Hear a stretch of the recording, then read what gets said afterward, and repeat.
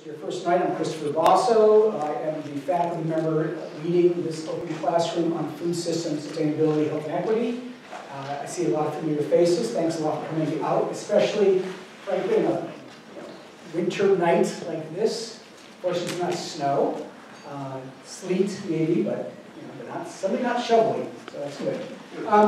The theme tonight and next week really revolve around local and regional food systems as complements to, if not, replacements for the dominant global food system. And especially here in New England, as our students and I were talking, students who were taking this for a class, and I were talking in our discussion, images of local in our heads evoke certain images. I mean, there's certain imagery in our heads about local, especially here in New England, small, sustainable, maybe organic, maybe not, but definitely small. And as I point out, that's not necessarily the case here in other parts of the country. Local could mean huge, and could be not sustainable. So the notion of local in of itself as a construct doesn't tell us much, as a lens. And then there's a question about, are we focused on local or regional? Because again, this is a small place. If you draw the line from Boston and say go 50 miles out, you're not capturing a lot of agriculture within 50 miles. 75 miles, maybe. 100 miles, yeah. Then do you include just Massachusetts? And I know our commissioner has maybe no. For once, I think there was at least some discussion originally about local should be Massachusetts. Well, unless I check North Adams is further away than, say, southern New Hampshire. And so there's that question of, do you count the region as a region? What about New York, northern Pennsylvania? So we get into all kinds of discussions about local and regional. And so I thought it's good to have a couple of weeks here when we talk about local and regional in the context of what does it take to foster more local and regional food sources, either commodities or finished products, within a broader food system, which frankly, again, as I point to my students, where Walmart is the nation's largest grocery store chain, where you're competing in a global system that can beat you on price, can beat you on availability, can beat you on convenience. So how do you, in fact, foster local and regional connections? And what do those mean? So a little bit of a piece of information. Over the past decade, the growth of local and regional food systems has been tremendous. Farmers markets have shot up by 180%. Regional food hubs have expanded by 288%. Of course, that could be from a small end to a slightly less small end. School district participation in farm to school programs has increased by 43%. These systems are fast becoming an important staple of the agricultural economy in many places. Local and regional markets provide livelihoods for smaller scale producers, as well as access to fresh and healthy foods for consumers, or at least we hope they do. But how does this all work? That's the question. How does this all work? And what are the challenges in leveraging our more regional and local sources? And that's what tonight's going to be about explicitly. So we're going to have 4 guests tonight, different lenses on regional and local, different parts of that system. I think you'll see that local and regional has to mean something, it has to have certain elements in it to work. And we start with Karen Spiller, and we'll give all the guest bios first and foremost. Karen Spiller is going to be the regional perspective. She's the Massachusetts Ambassador for Food Solutions New England, a regional initiative based at the University of New Hampshire. In her role, Karen seeks to link the racial equity work of students, residents, organizations, and communities of color to the evolving food system work happening across the United States. She's also principal for KAS Consulting, which focuses on resource matching, board development, and strategic planning for health and equity-focused initiatives, and is the Boston Chapter Program Director for the Albert Schweitzer Fellowship, where she directs the selection of new fellows and mentors them in the development and implementation of direct service community projects addressing unmet health needs. She's a busy person. Previous experiences include a stint in the Menino administration as Director of Boston Collaborative for Food and Fitness, in which role you were here 5 years ago, if anybody was here 5 years ago. Program Manager, Blue Cross Blue Shield of Massachusetts, and service on the boards of directors of the Food Project, Women's Lunch Place, Massachusetts Federation of Farmers Markets, and the Massachusetts African American Heritage Bike Group, among others. She's a graduate of Western Michigan University and is working on a Master's in Public Health at Boston University. So Karen will go first, after which we will have, and we're pleased to have, John LeBeau, Commissioner of Agriculture for the state of Massachusetts, Commonwealth of Massachusetts, Commissioner of the Department of Agricultural Resources, a role he took on in February 2015. He grew up and worked on his family's nursery and garden center business while a student at Trinity College in English. I looked it up. He then worked for 4 years as an urban horticulturalist in Manhattan, which must have been interesting. Rejoined the family business. He served as general manager for 26 years and is a Massachusetts certified horticulturalist himself. He also served 2 terms as president of the Massachusetts Nursery and Landscape Association and is in his 7th term as selectman of the town of Shrewsbury. Served 9 years on the Massachusetts Board of Food and Agriculture and 9 years on the Massachusetts Water Resources Commission. Prior to his appointment as Commissioner of Agriculture, he served almost 6 years as town administrator for the town of Princeton in north central Massachusetts. Commissioner LeBeau currently lives in Shrewsbury on a former portion of his grandfather's Budwood farm. He'll be followed by, so Commissioner LeBeau will give the sort of perspective on what the state is doing to foster agriculture and food production in Massachusetts. He'll be followed by Angel Mendez. Angel is Director of Operations at Red Tomato, which he'll explain what that is. How many of you have ever heard of Red Tomato? Ah, good. Located in Plainville, Massachusetts. In this role, he handles trade logistics, financial management, and internal information technology system. He came to Red Tomato in 2002 as warehouse manager after 7 years holding similar positions with Boston Baby Superstores and TVI Incorporated, which I couldn't think what was TVI. Thrift Village Incorporated. Thrift Village Incorporated. Rag clothing company that provides the collection of used clothing from charities and brings them to the Saver stores. Oh, okay, so it's a Saver stores. Okay, cool. So you have a lot of experience in system chain management. While working at Red Tomato, he also earned his bachelor's degree in finance and accounting at Northeastern University. So welcome back to Northeastern. Finally, last but not least, at sort of a more granular level, is Cheryl Cronin, who's been CEO of the Boston Public Market since January 2016. So happy 1-year anniversary. She began her career in public service as first general counsel of the Office of Campaign and Political Finance and Legislative Counsel to the Attorney General of the Commonwealth. Over time, she has been a leader in many business and nonprofit organizations, far too many to mention, but including the boards of the Massachusetts Convention Center Authority, the Greenway Conservancy, the University of Massachusetts Amherst Foundation, the Alliance for Business Leadership, and the board of the National Center for Time and Learning, Mass 2020.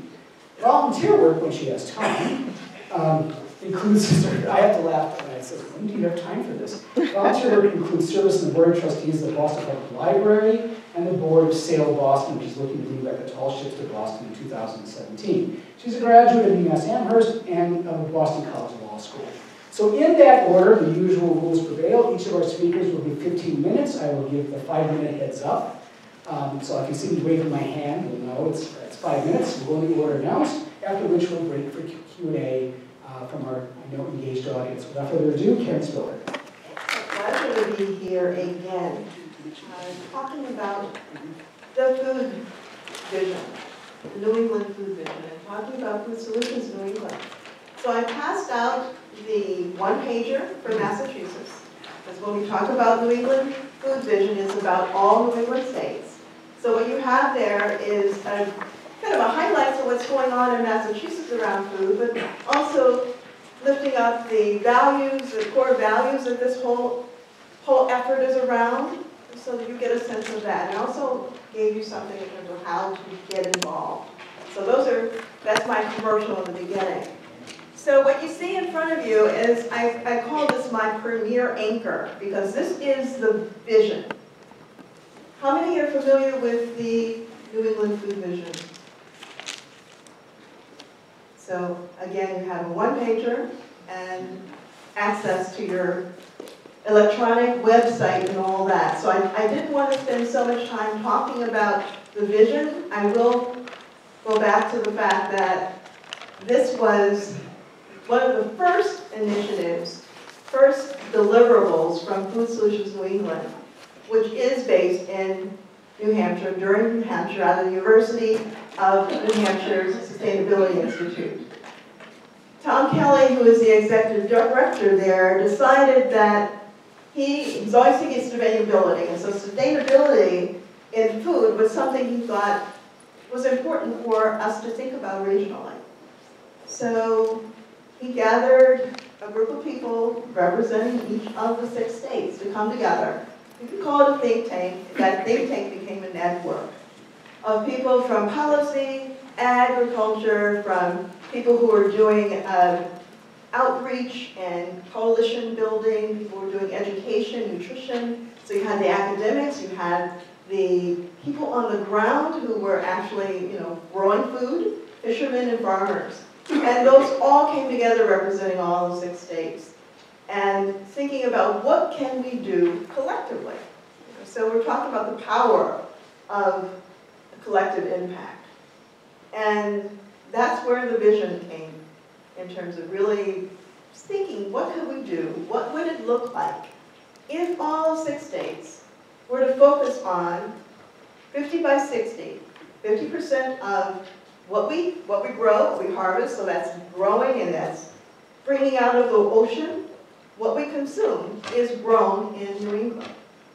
So that's that regional piece. When we talk about Massachusetts, we think about, oftentimes when we think in terms of the 6 states, our Massachusetts are considered eaters.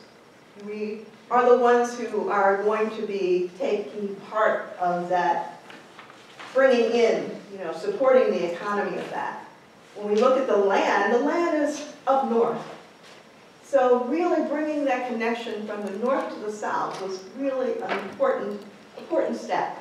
So the vision as an aspirational document, it was created for that purpose, aspirational, so that we could at least envision what it would look like on the production side, on the policy side, on the land use side, on the ocean use side, on the eater side, so that we could begin creating our stories, our narratives around what that would be.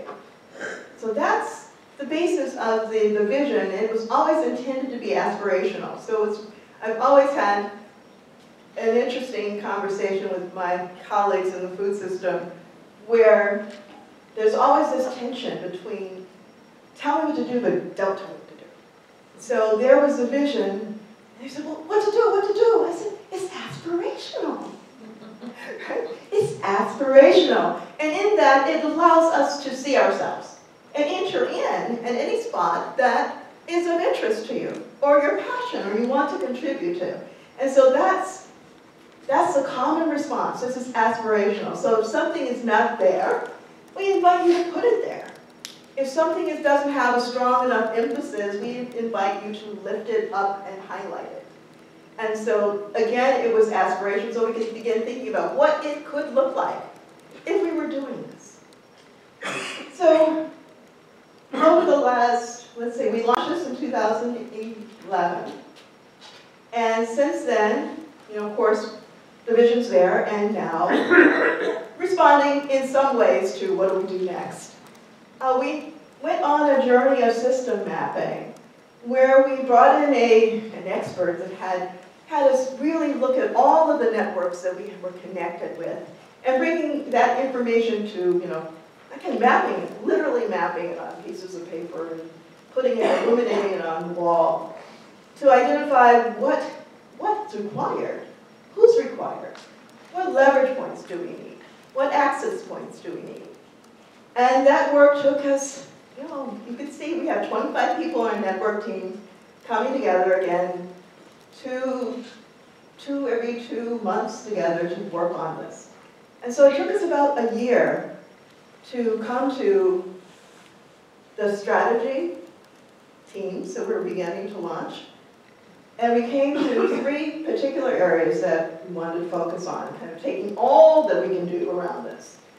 And we landed on our leverage areas are democratic empowerment, a new narrative, and sustainable economy.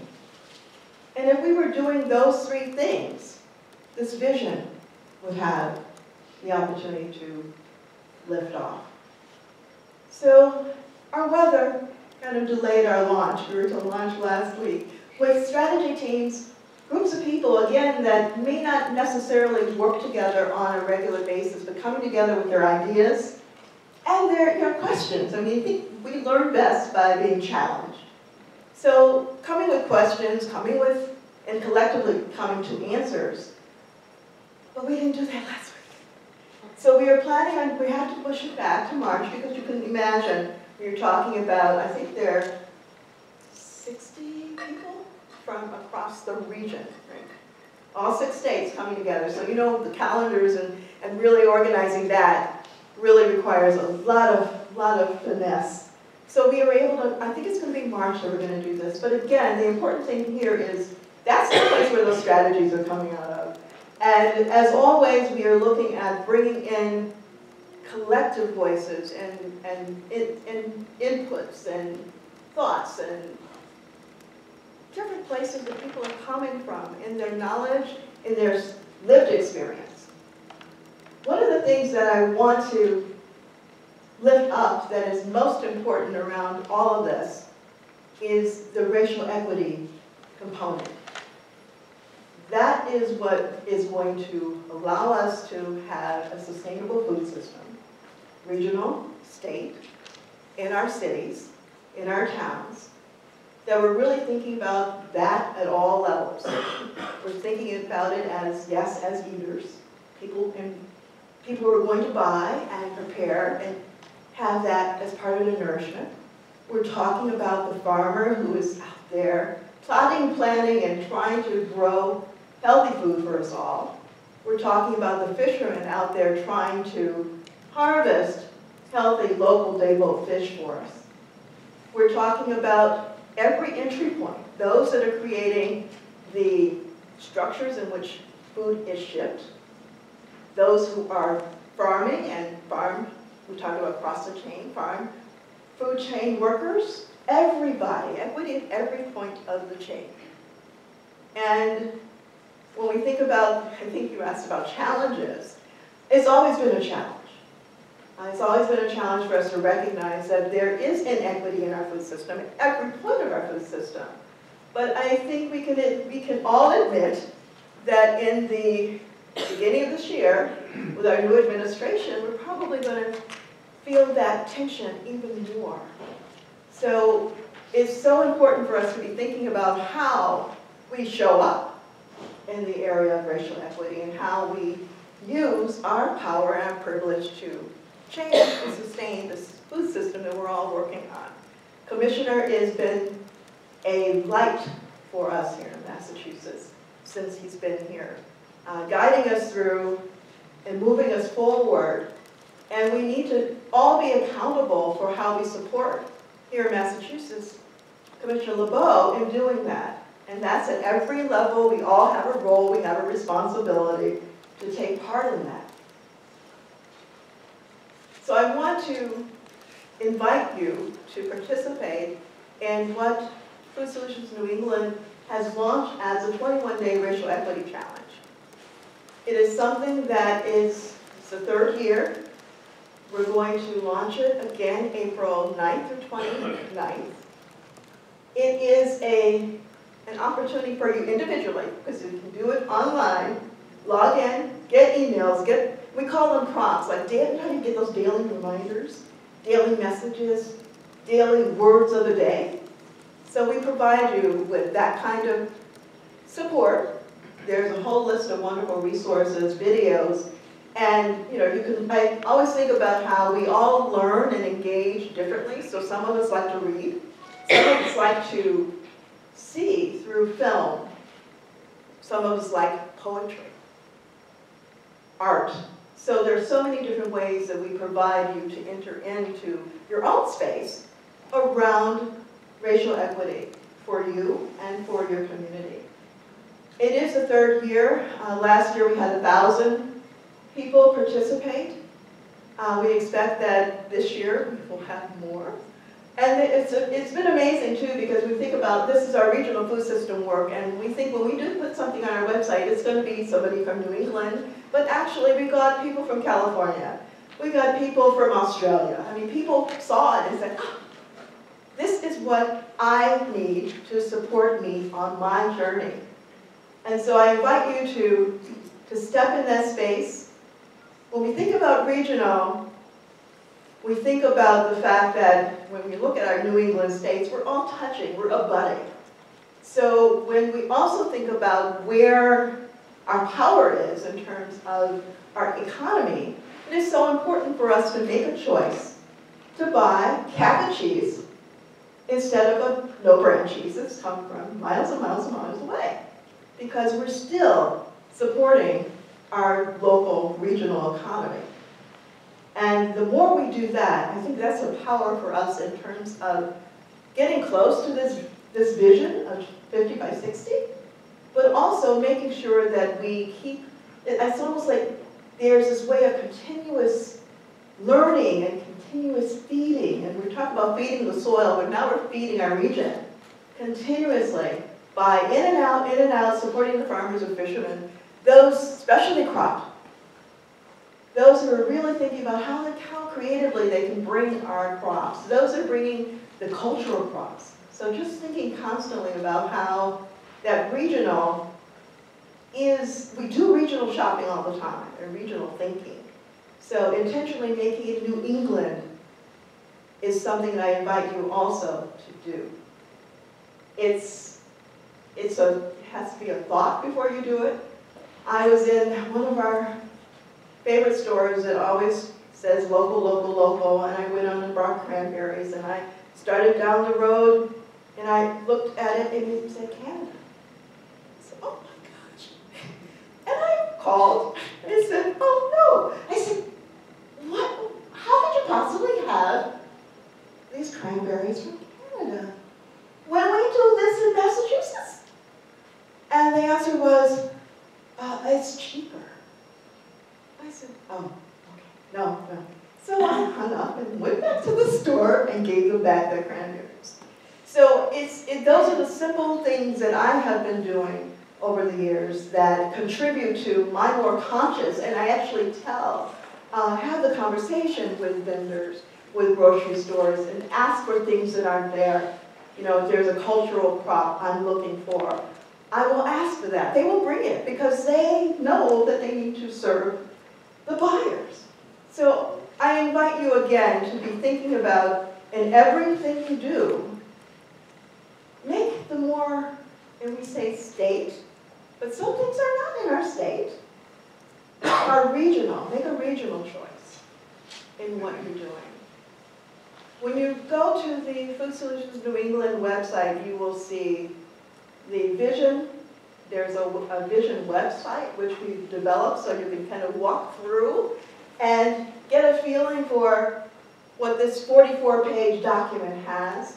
This document is amazing. It's also on the website.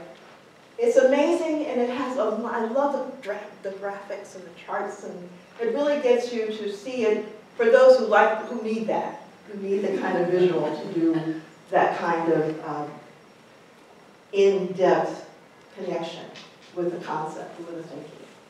I invite you to do that. But I also invite you to just play in the website because it's a lot in there. You're learning about, although we're in Massachusetts, Maine has the same challenges, the same goals, the same objectives. Connecticut, we were in Bridgeport a lot in this last year. And Bridgeport is struggling. When we talk about our urban centers here in Boston, they're struggling in the same way. Access to land, urban gardening, being able to grow their food and know where their food comes from. So they're the stories, and I think that's the exciting thing about the strategy team work we're going to be doing, is that stories are what connects us. The narratives that we will develop, we will get, we will clean, we will collect, will be representing all of our region in a way that really tells the story of who we are and what we all hope for. And we all hope for, and all desire, a quality life, a place where we can work, live, and grow in a healthy manner. We're all looking for that.